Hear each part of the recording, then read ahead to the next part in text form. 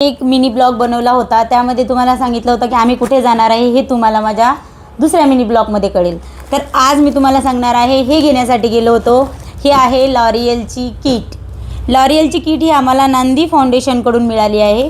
त्यामध्ये काय काय साहित्य दिलं आहे ते मी तुम्हाला दाखवणार आहे। त्यामध्ये बघा हेअर स्प्रे दिलेला आहे, त्यानंतर क्लायंट ॲप्रॉन आहे, ब्रश, काय काय दिलेलं आहे ते मी तुम्हाला फास्ट काढून दाखवते। हे बाउल, सेक्शन पिना, टेल कोम, लार्ज कोन,